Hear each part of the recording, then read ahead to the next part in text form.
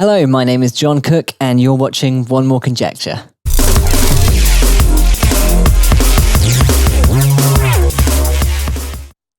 Okay, so just for those of you who want to take this a little bit further, what I'm going to do is I'm going to show you the same principle, but I'm going to show you in massive, and I'm going to try and do this on the fly, making it up as I go along.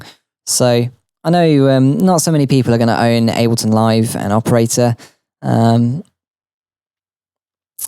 a lot of people own Native Instruments Massive. So here we go. So I've got a bass tone here. Like I said earlier, you need... Let's make this a little bit higher, maybe.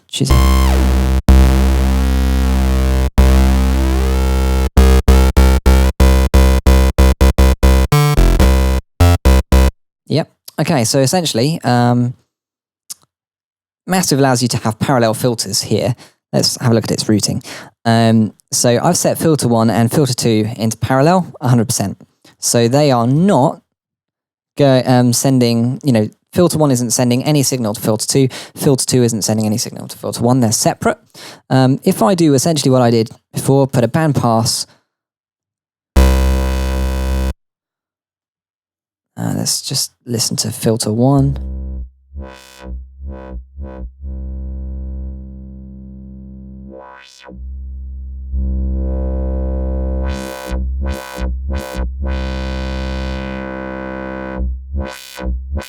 There we go. And I can now, let's just include the lows. And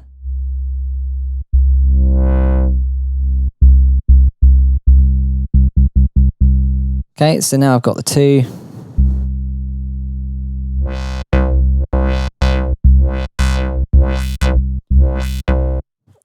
Together, and we're going to apply the same processing effect. So we've got filter 1 and filter 2 are both now going to go through,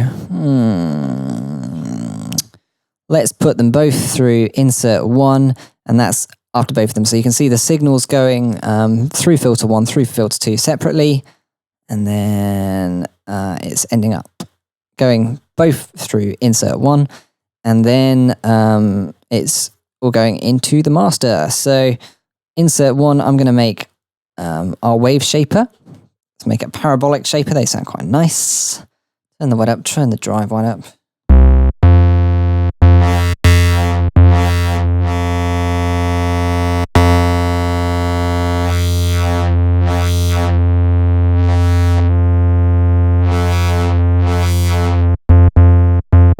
So you can hear the difference with and without.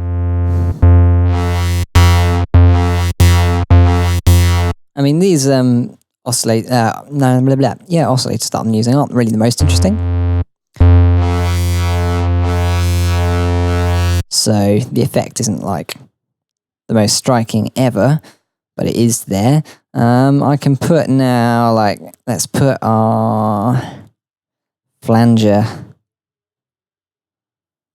on there.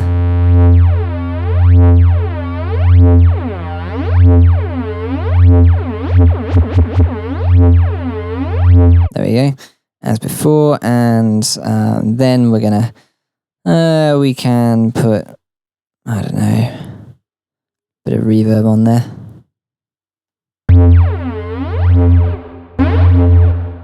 And it's essentially like the same sort of sound that we had earlier, albeit not quite so good. We can take the low off. And I'm going to add an LFO. Yeah, let's add LFO 5, both to the cutoff of... Oh, reaching for the wrong thing. I don't actually use Massive very often. It's not my favourite synth. No, we don't need it on that cutoff, do we? No, I'm going to get rid of that. We just need it on that one.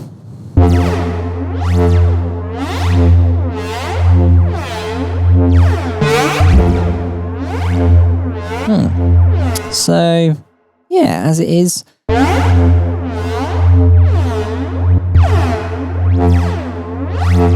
Sounds quite interesting, I guess.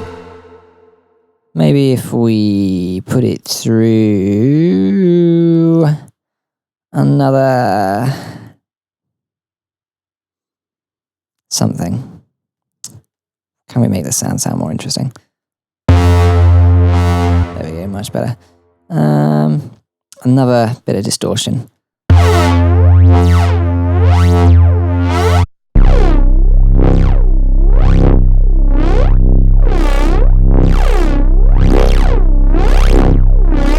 And I'm going to make that LFO.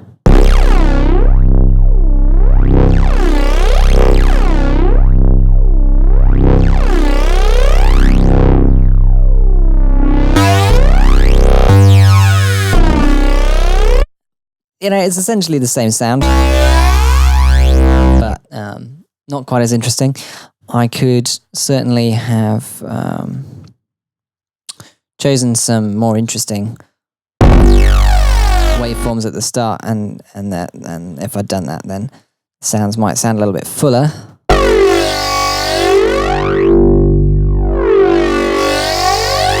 I mean, it's the same principle, exactly as I was using earlier, but just with Massive, rather than using Ableton Live's audio effects racks. I mean, with Ableton's effects rack, if you're not familiar with how it works, it's basically just exactly like my little flow diagram here. It just takes different chains and it processes them in parallel. And you can just do different things to the audio signal. They all go through together and come out the other side after being added together. Because Ableton's got a kind of range of filter and distortion plugins and other stuff in there, you know, what you can end up doing really is making a little kind of modular synth rack of sorts. What you're a little bit limited in is, you know, you can't add audio back into an oscillator like you can with a modular synth rack as such. You know, you can only put the oscillator in once. So, you know, the audio at the moment, let's put it through a phaser with one and then a reverb with the other just to demonstrate.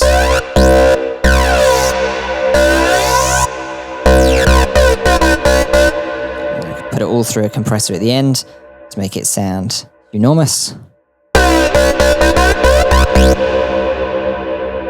And then I can maybe... Oh, I didn't even turn the EQ on earlier. So it didn't make any difference. I'm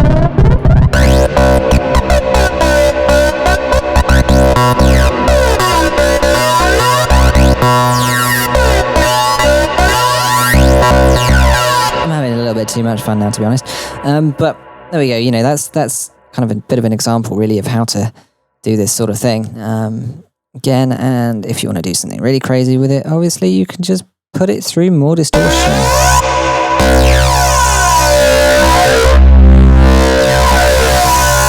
The more distortion you put it through, kind of the more effect the bandpass filter has on the quality of the overall sound, because the frequency changes kind of jump out. But there we go. Anyway, there's some ideas about how to transfer that concept into Native Instruments Massive. You can use that similar concept in a lot of different synth plugins. Yeah. So, but particularly wavetable synths. It's probably more difficult to do it with FM8 because you don't have quite the same sort of routing options. But yeah, that's the general concept. Anyway, really, it's kind of my favorite way of making bass sounds. Maybe if I just play you something else to finish off. What else have I got that I've made that uses one of those bass sounds?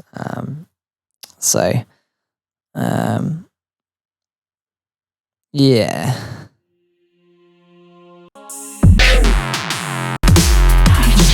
all these bass sounds.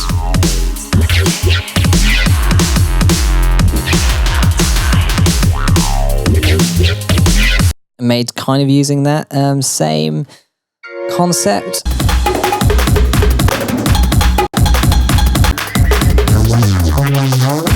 This one here, made again using that same concept. Yeah, you know, it's a good way of making bass sounds. So I hope you found this useful. Thank you for watching. And let me know if you've got any questions. Don't forget to rate, comment, and subscribe, because that's what everyone says at the end of YouTube videos.